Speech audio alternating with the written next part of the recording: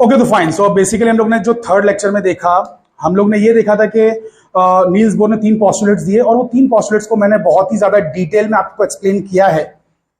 अब हम लोग फोर्थ लेक्चर में आ चुके हैं और यहां पे हम लोग देखने वाले हैं कि नील्स बोर की थ्योरी कैसे करके H alpha, H beta, H gamma, H delta की प्रिसाइज वैल्यू देती है, प्रिसाइज वैल्यू।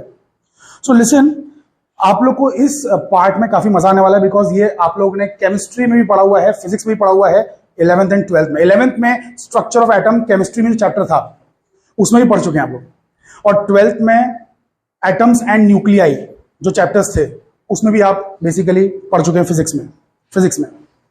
तो फिजिक्स और केमिस्ट्री दोनों में आप पढ़ चुके हैं, तो बहुत ही आपको मजा आएगा। ध्यान दीजिए, ये देखिए,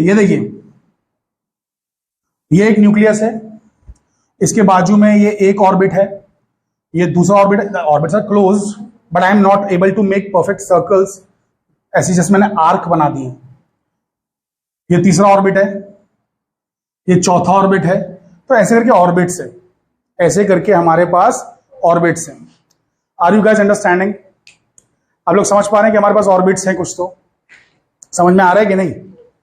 नाउ लिसन, सुनिए, ध्यान से सुनिए। अगर एक इलेक्ट्रॉन मान लीजिए फोर्थ ऑर्बिट में था, फोर्थ ऑर्बिट 1 2 3 4, और वो जंप करके अगर फर्स्ट ऑर्बिट में आया, या फिर एक इलेक्ट्रॉन जो थर्ड ऑर्बिट में था वो जंप करके फर्स्ट ऑर्बिट में आया, या जो सेकंड में था वो जंप करके फर्स्ट ऑर्बिट में आया, मतलब आना आपको फर्स्ट में ही है, आना आपको अभी फिलहाल फर्स्ट में ही है। तो इन तीनों की वजह से जो भी लाइट निकलेगी, इसकी अलग, लेकिन वो हर लाइट का नाम होगा लाइमन सीरीज। पढ़ चुके हैं आप लोग लाइमन सीरीज।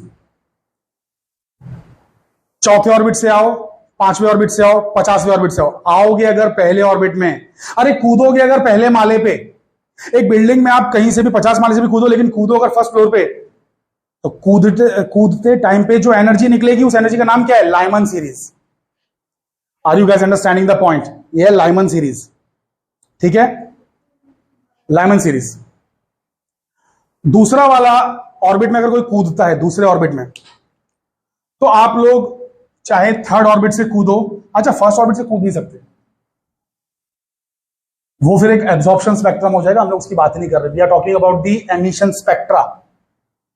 तो we are talking about emission spectra. So listen, दूसरे ऑर्बिट में कूदे, कहीं से भी कूदो, कहीं से भी, करेक्ट, आप लोग सही कह रहे हैं, बाल्मर सीरीज। सो बेसिकली आप चाहे थर्ड से सेकंड में कूदें, चाहे फोर्थ से सेकंड में कूदें, चाहे फिफ्थ से सेकंड में कूदें, चाहे nth ऑर्बिट से सेकंड में कूदें, सेकंड में अगर जंप मारी तो जो लाइट निकली उस लाइट का नाम है बाल्मर सीरीज।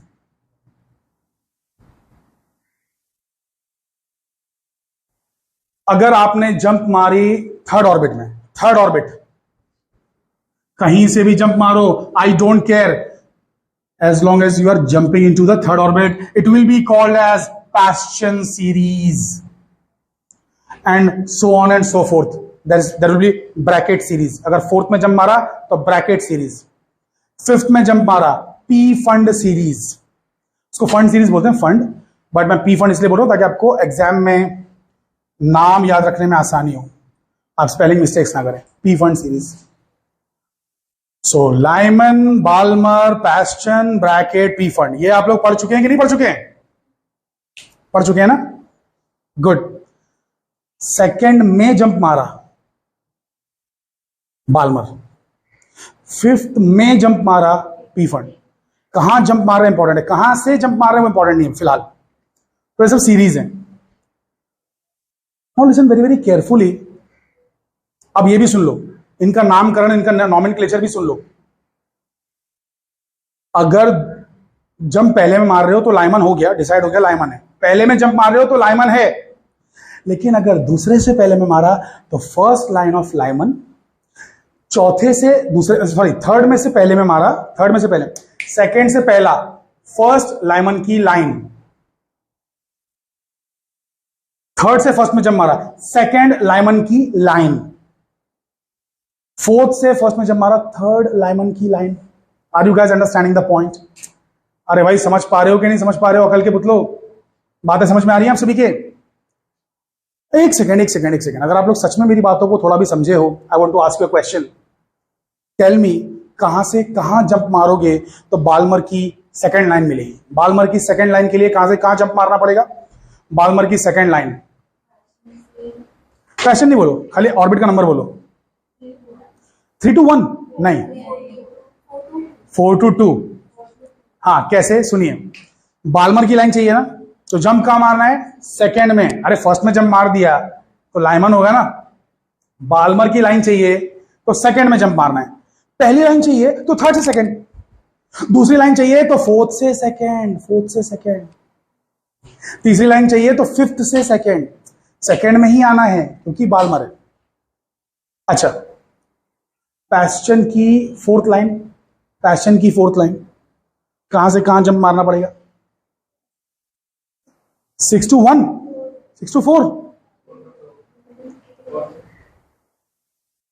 पैशन की तीसरी बोला ना कि चौथी बोला? चौथी, पैशन की चौथी, बताइए। अरे इजी है, पैशन बोला तो कहां जंप मारना है मेरे बाप? पैशन बोला थर्ड में जंप मारना है, पहला लाइमन फिर बाल्मर फिर पैशन। पैशन बोला तो जंप मारना है थर्ड में। चौथी लाइन बोला 4 ऐड कर दो, 7 to 3, 7 से 3, क्योंकि 4 से 3 पहली लाइन, 5 से 3 सेकंड लाइन, 6 से 3 थर्ड लाइन, 7 से 3 फोर्थ लाइन। अकल के पुतलो समझ में आया? बहुत इजी है। चलिए आप बताइए सुमैया जी, बाल्मर की फिफ्थ लाइन, कहां से कहां जंप मारना है?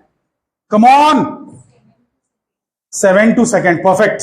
बाल्मर बोल दिया तो जंप सेकंड में मारना है। और मैंने बोला पांचवी लाइन तो 7 से सेकंड में, क्योंकि पहली लाइन क्या होगा?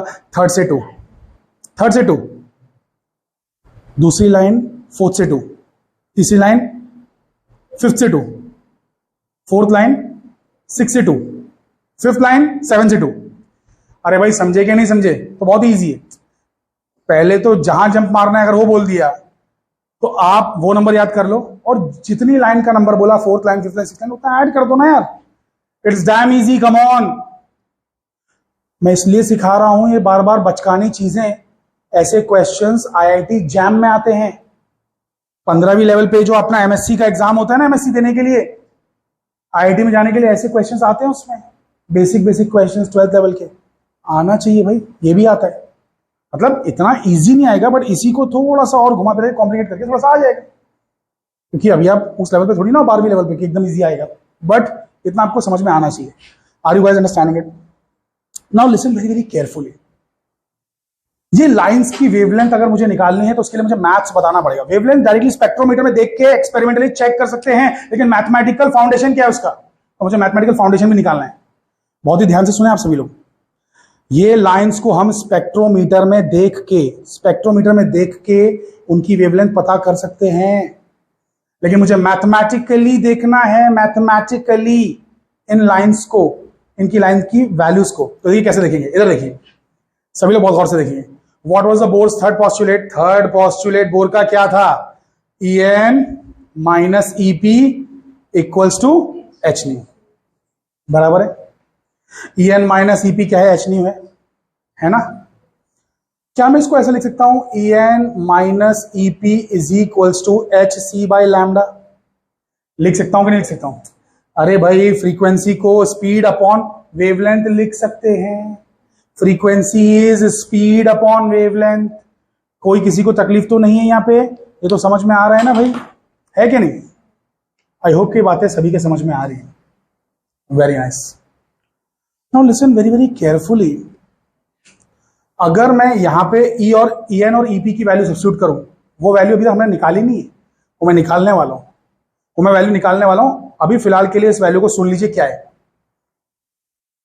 E of any orbit, energy possessed by electron in any orbit। अरे इलेक्ट्रॉन के पास फर्स्ट ऑर्बिट में कुछ तो एनर्जी होगी, सेकंड ऑर्बिट में कुछ तो एनर्जी होगी, पांचवें ऑर्बिट में कुछ तो एनर्जी होगी। तो energy in the nth orbit, Energy possessed by the electron in the nth orbit is given by the formula minus me raised to 4 by 8 epsilon naught square n square h square into z square, where z is the atomic number. But atomic number of hydrogen is 1. That's why I choose to ignore it purposely. Minus me raised to 4 by 8 epsilon naught square n square h square. ये formula कहां से आया बाद में देखेंगे, लेकिन ये formula है. तो बेसिकली लिसन, यहां पे मैं वो फॉर्मूला सब्स्टिट्यूट कर देता हूं. बहुत ही ध्यान से देखिए. Minus me raised to 4 by 8 epsilon naught square n square h square minus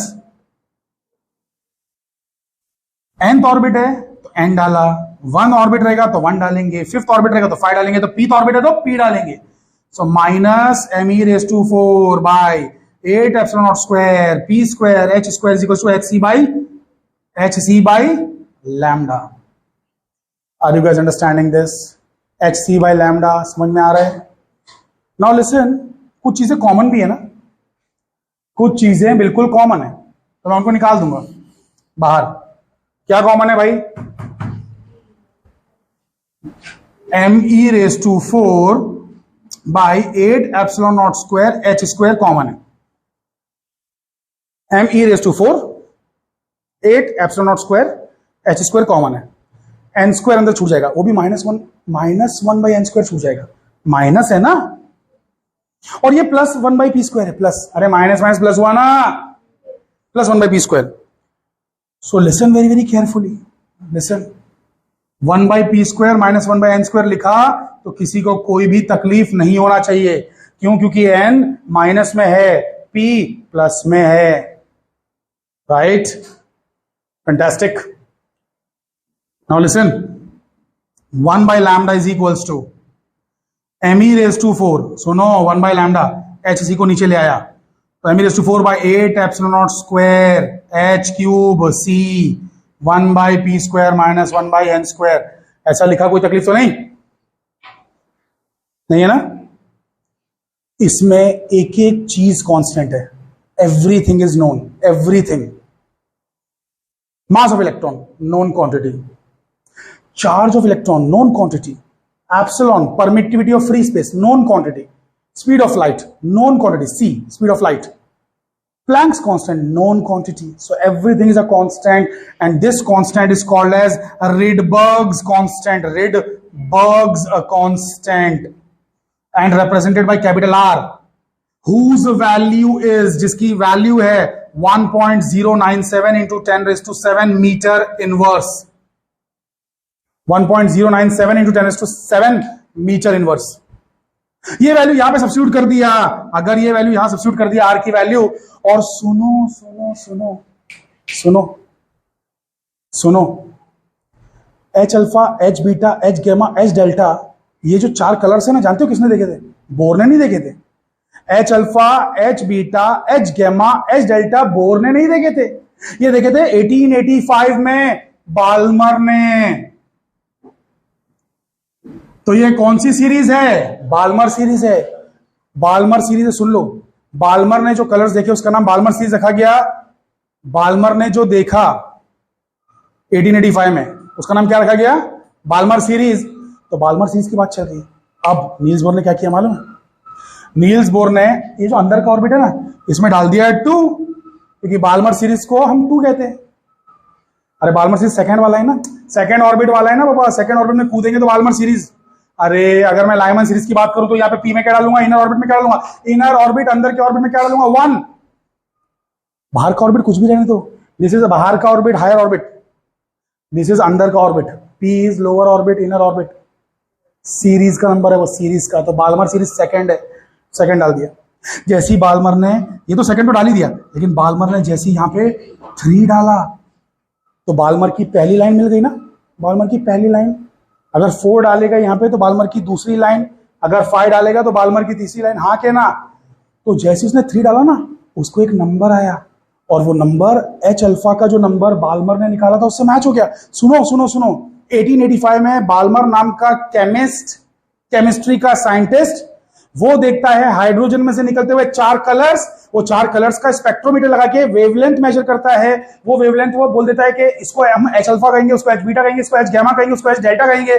चारों की वेवलेंथ लिख देता है, किसी किताब में दर्ज हो जाती है। नील्स बोर पढ़ता है, लेकिन नील्स बोर को समझ में नहीं आता कि 4 वेवलेंथ आई कैसे। लेकिन बाद में नील्स बोर अपनी खुद की एटम की थ्योरी बनाता है और एटम की थ्योरी का मैथ्स करता है, और मैथ्स करने के बाद उसे फॉर्मूला मिलता है, और उस फॉर्मूले में वो अलग अलग नंबर से खेलता है, और वो देखता है कि जब यहाँ पे 2 डालो 3 डालो तो एच अल्फा लाइन की वेवलेंथ आ जाती है, जब इधर 2 डालो 4 डालो तो एच बीटा लाइन की वेवलेंथ आ जाती है, जब इधर 2 डालो 5 डालो तो एच गैमा की वेवलेंथ आ जाती है, यहाँ पे 2 डालो 6 डालो तो एच डेल्टा की वेवलेंथ आ जाती है। तो बाल्मर ने जो देखा, अब बोर की थ्योरी से वो एक्सप्लेन हो रहा है।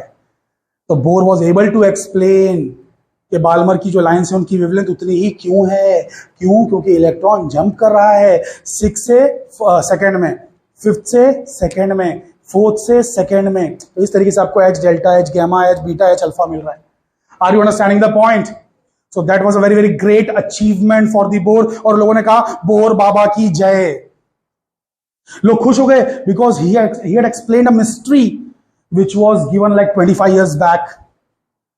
1913 में बोर अपनी थ्योरी बना रहा है, 1885 में ये चीज देखी गई थी, उसको एक्सप्लेन कर रहा है बोर इतने सालों के बाद कि कैसे करके वो जो लाइंस दिखी थी वो लाइंस बोर की थ्योरी से समझी जा सकती हैं। लाइमन बाल्मर पैशन कैसे करके समझा जा सकता है, तो वो चीज बेसिकली हमको यहां देखने मिल रही है। तो इस तरीके से बोर की जो थ्योरी है काफी सक्सेसफुल होने लगी। अच्छा, ये जो फॉर्मूले आए हैं, ये फॉर्मूले हम डिराइव भी करने वाले हैं, बट बेसिकली उसका डेरिवेशन मुझे नहीं लगता कि इस वक्त संभव है, पॉसिबल है, मुमकिन है। तो हमें देखना पड़ेगा अगली बार। लेकिन आई होप कि आपको बातें समझ में आ रही है। अच्छा, एक छोटी सी बात कहना चाहूंगा, वो ये कि जो बार बार मैं इधर मास दिखाता हूं ना, मास, ये मास घूमने वाले का मास है, घूमने वाले का, जो घूमता है, जो घूमता है। और घूम रहा कौन है? इलेक्ट्रॉन है। लेकिन आपको एक मैं सच बात और बता दूं, आज एक और सच बात बताऊं, सुन लीजिए ध्यान से, लिसन वेरी केयरफुली। मान लो कि बेसिकली मैं वापस से वो, अरे वही बार बार मैं उसका नाम ले रहा हूं, लेकिन ठीक है यार, आई थी ना बच्चों वाली पिक्चर, क्या नाम इसका, बाहुबली। तो बेसिकली जो बाहुबली मूवी है उसके अंदर आप लोगों ने देखा है वो जो वॉर का जो सीन है, झगड़े का जो सीन है, उस झगड़े के सीन में उसके हाथ में ना ऐसे चेन रहता है। पहली वाली बाहुबली की बात कर रहा हूं, फर्स्ट वाली जो मूवी आई थी, तो चेन है, चेन, और चेन में ना इतना बड़ा ऐसा हथौड़ा, ऐसा मतलब सॉरी हथौड़ा नहीं, बॉल रहता है, आयरन बॉल, और आयरन बॉल पे कांटे रहते हैं, देखा है? अरे वही बाबा जो सर फोड़ने का काम आता है, हाँ के ना, पता है क्या नहीं? तो वो रहता है 15-20 किलो का बॉल, इतना बड़ा, उस पर रहती नोक और चेन में बांधा होता है, और ऐसा करके वो मार के लोगों को ऐसा करके मारता है ना। भल्लाल देवी मारता है कैसे ना उससे, जो भी है। तो सुनिए, वो चीज उस 7 फुट के भल्लाल देव के हाथ में थी। तो भल्लाल देव तो हल्का फुल्का शेक हो रहा था उसको घुमाते में, उसको ऐसा करके ऐसा घुमा दिया। वो चीज आप लोग के हाथ में अगर मैं दे दूं तो आप लोग उसे घुमाते घुमाते खुद ही घूम जाओगे। सुनो, रीजन है कि उसके मास में और आपके मास में थोड़ा सा ही फर्क है। वो 15 से 20 किलो की चीज है और आप भी तो 40-50 किलो के हो। भल्लाल देव 200 किलो का, 150 किलो का आदमी है, तो मास डिफरेंस ज्यादा है, तो वो ज्यादा फर्म है। वैसे सन बहुत ही हैवी है, तो सन अपनी जगह पे ऑलमोस्ट फर्म खड़ा है, और जो प्लैनेट्स हैं जिनको वो ग्रेविटी की जंजीर, ग्रेविटी की चेन से घुमा रहा है, वो लोग को घुमा पा रहा है सन। क्यों? सॉरी, वो लोग को सन घुमा पा रहा है, क्यों? क्योंकि उसके हाथ में ग्रेविटी की चेन है, सन भारी है, सन बहुत भारी है, मास डिफरेंस बहुत ज्यादा है। लेकिन आपको सच बात बता दूं, ये जो 8 प्लैनेट्स है ना, ये भी कम भारी नहीं है, ये भी हल्के एकदम नहीं है, इनमें भी वजन है। तो ये सन को घुमाते हैं।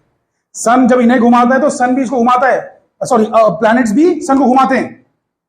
तो लिसन, सन भी ऐसे करके हिलता है, बल्कि दोनों, ये जो सिस्टम है, पूरा system of planets and system of sun मिला जो एक सिस्टम है, system of planets and sun.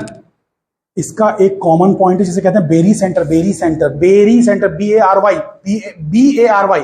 Berry centre, उसके अराउंड सब घूमते हैं। प्लैनेट्स सन के अराउंड नहीं जाते, झूठ है ये। प्लैनेट सन का चक्कर नहीं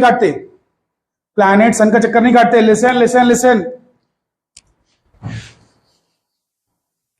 ध्यान दीजिए। प्लैनेट्स सन का चक्कर नहीं काटते। इन सबका सिस्टम का एक बेरी सेंटर है, वो बेरी सेंटर सन के ऑलमोस्ट ऊपर है, ऑलमोस्ट। सन का सेंटर ऑफ मास कहां है? सन के सेंटर में।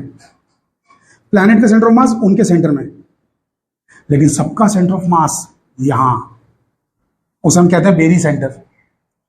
तो सन भी इसके चक्कर काटता है, ये प्लैनेट्स भी इसी के चक्कर काटते हैं, इसी के।